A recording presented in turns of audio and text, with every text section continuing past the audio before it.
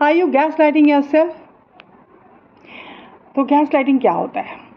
देखिए, gas lighting वो होता है जब आप अपना साइड लेना भूल जाते हैं, बल्कि अपनी कमियों को गिनना शुरू करते हैं और ब्लेम करना शुरू करते हैं कि जो भी आपकी लाइफ में गलत हो रहा है वो आपकी वजह से है। इसमें पहला पॉइंटर है, यू इनवैलिडेट योर इमोशंस। देखिए, बहुत सिंपल सी बात है।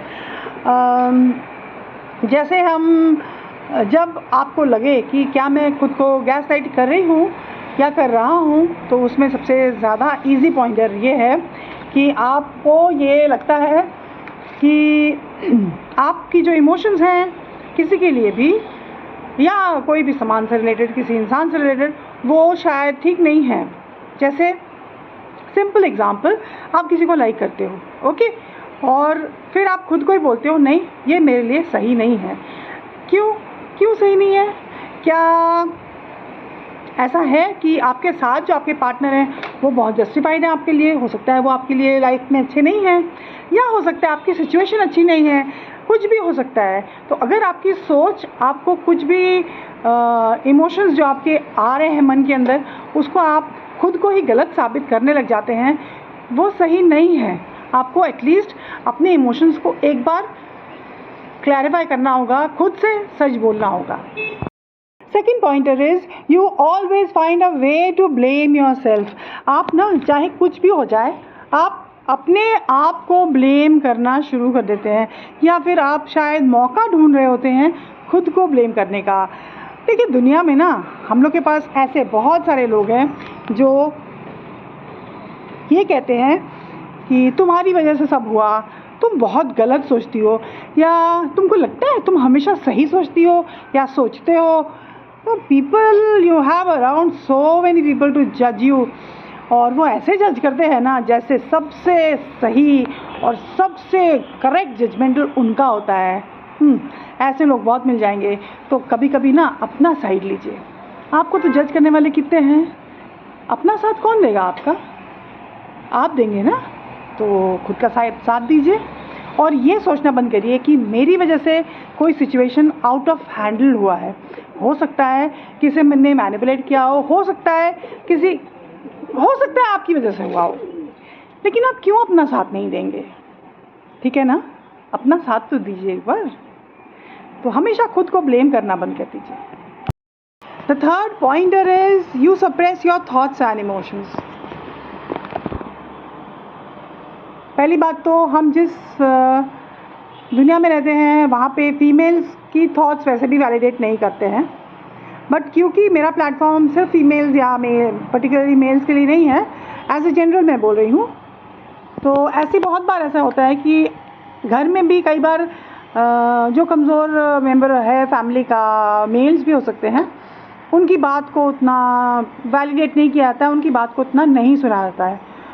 तो इसका मतलब ये बिल्कुल नहीं है कि आप अपनी बात को, अपना पॉइंट ऑफ व्यू, अपने थॉट्स को इम्पोर्टेंस ना दें, क्योंकि बहुत सारे लोग हैं, सिर्फ घर की बात नहीं कर रही हूँ मैं, कॉलेज की बात कर रही हूँ, फ्रेंड्स के बीच में बात कर रही हूँ, आपके लाइफ पार्टनर के संग की बात कर रही हूँ। बहुत संग ऐसे लोग होते हैं जो आपके थॉट्स एंड इमोशंस को इम्पोर्टेंस नहीं दे रहे होते हैं, लेकिन गैस लाइटिंग आप खुद की तब करने लग जाते हो जब आप खुद अपने थॉट्स को, या आपके पास जो आइडियाज़ आ रहे हैं, आप उनको इतना इंपॉर्टेंस देते ही नहीं हो। पता क्या है, हमारे पास जो रेगुलर बेसिस पे आइडियाज़ आते रहते हैं, अगर हम उन पर ही काम करना शुरू करें, यू नेवर नो, कुछ नई चीज़ हम ईजाद कर रहे हो। बट द इशू इज़ कि जो लोग गैस लाइटिंग करते हैं खुद के साथ, क्योंकि ये टॉपिक ही है कि आप जब खुद को गैस लाइट करने लगते हो, मतलब अपने आप को ही माचिस पकड़ाने लग जाते हो, खुद की वजह निकालते हो कि मेरी वजह से सब हुआ है। उसमें क्या होता है कि बाहर के लोग आपको कम पड़ रहे हैं जो आपकी गलतियाँ निकाल रहे थे, अभी आप खुद की गलतियाँ निकाल रहे हो। तो अपने थॉट्स और अपने आइडियाज़ को, अपने इमोशंस को दबा के आपको नहीं रखना है, क्योंकि वैसे तो दबाने वाले बहुत हैं। ओके, अगेन मैं ये नहीं कहूँगी दबाने वाले बहुत हैं, होने ही दीजिए कितने होते हैं। अभी आपको ध्यान रखना है कि आपकी ये आदत गैस लाइटिंग की, खुद को गैस लाइटिंग करने की, बहुत दूर तक जा सकती है and it is going to be very dangerous for you. तो अपने थॉट्स को, अपने आइडियाज़ को, अपने इमोशंस को प्लीज़ दबाइए मत। ये आपको आगे बढ़ने के बहुत इम्पॉर्टेंट रास्ते हैं।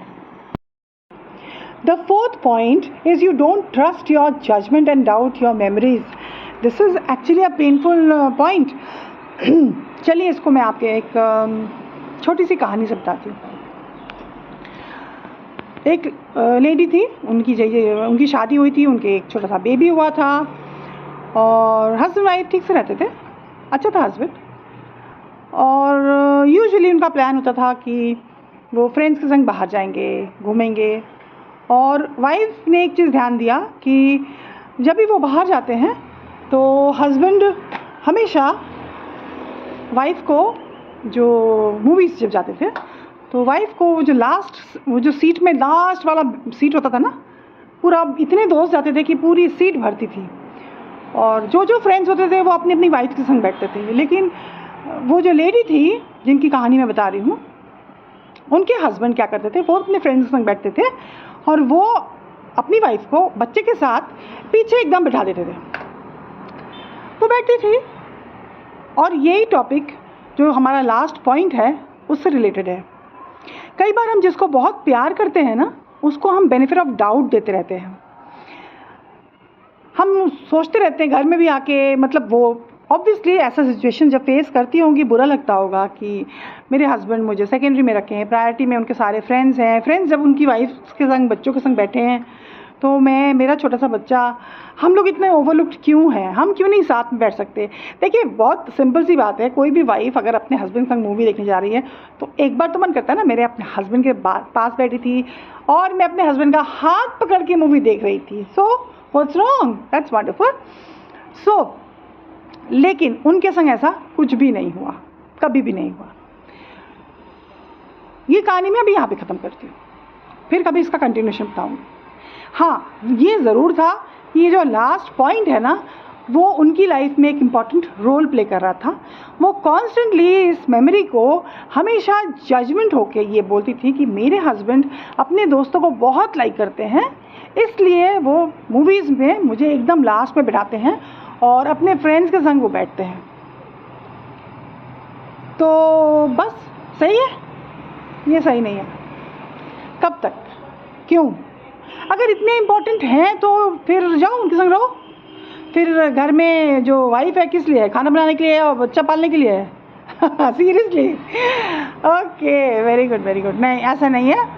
आपको एक चीज़ का बहुत बहुत ध्यान रखना होगा. आपकी जो मेमोरीज़ हैं, आप सोचते हैं, सबके पास होती है मेमोरीज़, आप जो सोचते हैं और आप जिसको बहुत प्यार करते हैं उनको बेनिफिट ऑफ डाउट देते हैं कि नहीं, वो मुझे प्यार बहुत करता है लेकिन दोस्तों को लाइक करता है ना, इसलिए उनके साथ बैठता मूवी में, मुझे एकदम पीछे बिठा के रखा था. This is so funny. But अगर आप अपने आप के संग जो गलत चीज़ें हुई हैं उनको जस्टिफाई करोगे तो this is very sad and you are sadly mistaken. अगर आप अपना साथ नहीं दे रहे हो तो इससे भी बुरे दिन आप देखोगे. ऐसा भी हो सकता है कि अगर आपके संग ऐसा हुआ है, जो मेरे ऑडियंस इस तरफ बैठ के मुझे सुन रहे हैं और आप एक फ़ीमेल हो, तो आने वाले दिन में ऐसा भी होगा कि आपको घर से भी निकाल दिया जाएगा और आप जस्टिफाई करोगे कि मेरे हस्बैंड बहुत अच्छे हैं, वो अपने पेरेंट्स के सामने मुंह नहीं खोल पाते, इसलिए वो चुपचाप खड़े होके देख रहे थे और मुझे घर से निकाल दिया गया था. सो प्लीज़ अपने लिए आवाज़ उठा दो, अपनी तरफदारी करो, राइट?